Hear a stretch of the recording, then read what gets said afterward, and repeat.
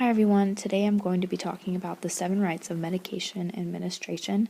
As I'm starting to put together content for a pharmacology playlist on the channel, I wanted to make sure that I started with the fundamentals in medication administration. So let's get started with the 7 rights. Number 1 is right patient. So you want to make sure that when you're giving medication to the right person. We use a lot of different patient identifiers, such as name and date of birth, check the name against the wristband in the computer, things like that. A lot of facilities have greatly upgraded technology, so it's kind of hard to mismedicate a patient, but it still happens. Technology is not our saving grace. It messes up. So you want to make sure when you go to give your patient their medication, you're comparing their response to what their name and date of birth is to their wristband, to the computer. You want to make those 3 checkpoints. At the facility that I used, we have a scanning mechanism, so we scan their wristband. And if I scanned the wrong patient, it would pop up on the screen. But then again, mistakes always happen, so you want to make sure that you see with your own eyes you have the right patient and not just what the computer says. Number 2 is right drug. Kind of self-explanatory. You want to make sure you're giving the right drug to the right patient. So once you find out, yes, I have the right patient, are you giving the correct drug? So like I kind of just said with my facility, we have the scanning system, and after we scan the patient, we can scan the drugs. And the drugs will pop up in a list, and it'll kind of bold and highlight the drug as I scan it. So it's a nice little way to make sure that I'm on top of things, but you want to make sure that you're giving the right drug to the right patient. If you pull something out of your drawer or something comes up from pharmacy and it's not on your patient orders, you're not just going to give it. You want to investigate, why did I get this drug? I don't have an order for it. So make sure that you're giving the right drug. Right time. You want to make sure that you're giving medications at the right time. Some facilities have different policies of when you can give drugs. Like, for example, my hospital is 2 hours before, 1 hour after. But that's when you have to use your critical and clinical thinking skills, because you don't want, for pain medication, for example, you can't give a pain medication that's due every 4 hours, 2 hours early, because it's still in their system. You'll overdose the patient at that time. So even though some facilities have different rules set in place on how early or how late you can give a medication, you still have to use your critical thinking skills and really think, is this the right time to give the patient this medication? It's kind of the same with, I've seen it with IV antibiotics. Sometimes they don't always get given the first dose right at the right time, and so you're behind a couple of hours. So even though it says the medication is due at 4 o'clock, doesn't necessarily mean you have to give it at 4. You have to see what time it was previously given and how many hours in between. So just use your critical thinking skills for the right time. Right dose. You want to make sure that you have the right dose of the medication. My facility has the scanning system, and if I scan too much, it'll alert me that it's overdosed, or if I scan too little, it'll alert me that it's underdosed. It's a really nice mechanism, but like I said, technology doesn't always work. And all of those wonderful math problems that you and I have been doing in nursing school are actually going to be helpful, because I was one of the people who thought, I will never need this, I have pharmacy, but doing my internships, I have seen mistakes. Pharmacy is busy, pharmacy has their own things to do. Yes, are they mostly right? Yes. Most of the things that they do are correct, but you always want to double check. Especially when you're giving IV push medications, although in my state I'm not allowed to as a nursing student, I still watch the nurse that I'm following around. She does the math. She pulls up the calculator. She makes sure that she has the right dose. So just make sure whatever computer system, whatever pharmacy system you have in place at your hospital or facility, just make sure you have the right dose of the medication. And if it seems off, if it doesn't seem right to you, send pharmacy a message or call pharmacy. Use your instincts. This is your patient. It'll fall on your license. You want to make sure that you have the right dose. Right route. Kind of self-explanatory. You want to make sure you're giving the medication the correct way.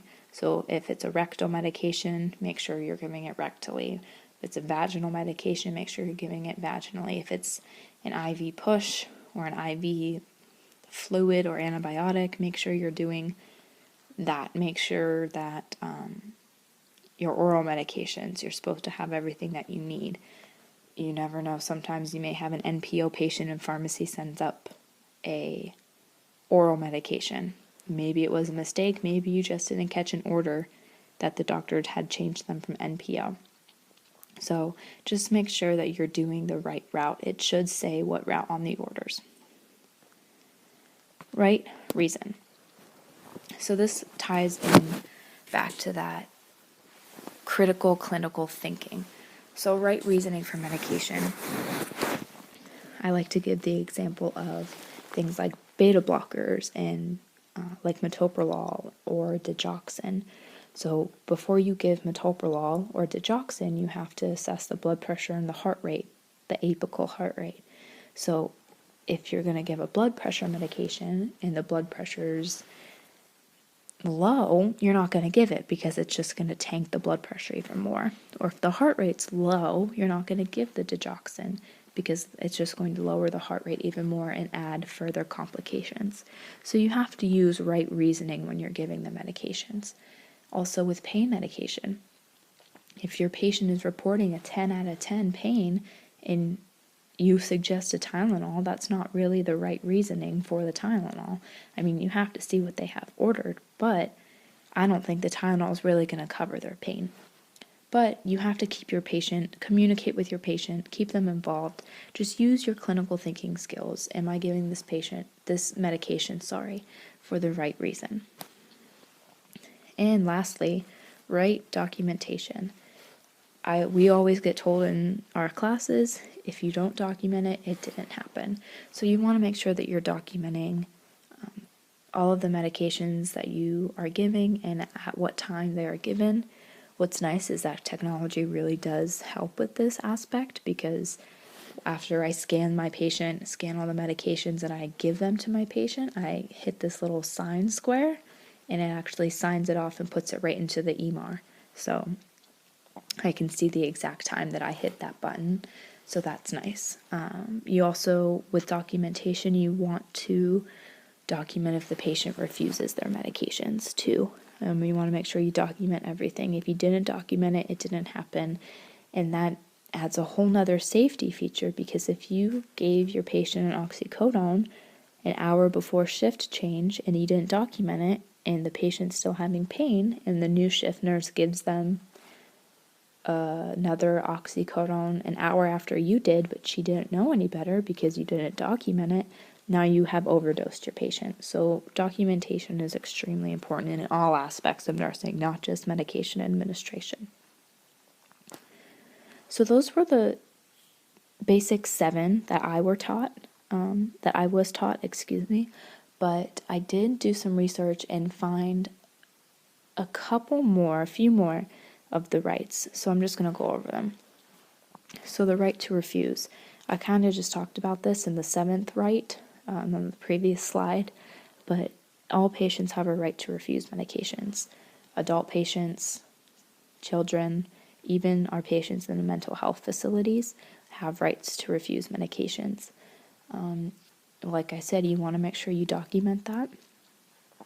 And you also want to kind of investigate, why are they refusing the medication? It kind of depends on the medication here, but if they're refusing a pain pill, that's fine. They don't have any pain, whatever. They have refused it. But if it's something a little bit more necessary, like maybe a beta blocker or insulin, you want to kind of research and assess, why do they not want this medication at this time? Maybe they don't maybe they don't know enough about the medication. So you kind of just have to feel out per situation. But main thing, if they refuse, document it. Right response. So like I kind of talked about with the pain pill and the beta blockers and the digoxin, you want to evaluate your patient after you give them the medication. So if it's a pain pill, evaluate an hour after. How is their pain? Is it better? Is it worse? Has it not changed at all? If it's worse, you're going to want to do some further assessments. As far as beta blockers and digoxin, assess their blood pressure an hour after you give either medication. You want to see if it's working. Because if it's not working, or if it's working too much, now we're getting into complications. Right, client education. So this happens a lot of times on discharging. If a patient's going home with a new medication, you want to make sure that they know enough about the medication. I use beta blockers and digoxin a lot as an example, but it's perfect because before you give a beta blocker or digoxin, you have to assess the blood pressure and the apical heart rate. So when you send your patients home on these medications, you want to assess, do they have access to a blood pressure cuff? Can they demonstrate how to assess their pulse for you? Because these are all important things that the patient should be doing for the medication, because they also do not want to they shouldn't be giving themselves their beta blocker if their blood pressure is too low or if their heart rate's too low. So you want to make sure you're doing lots of client education. We actually had a patient, my last shift, who was a newly diagnosed diabetic, and all throughout the shift we were in their room educating about insulin, peak times, hypoglycemia, how to give the insulin shot, how to check your blood sugar, all of these things. So education is a huge part of what we as nurses do. And lastly, right evaluation. Kind of ties into right response. You just want to evaluate your patient.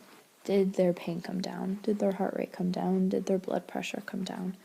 So these are just extra ones that I found online. I'm not sure what your facility or your school uses, but I figured all of these are important aspects to remember when administering medications.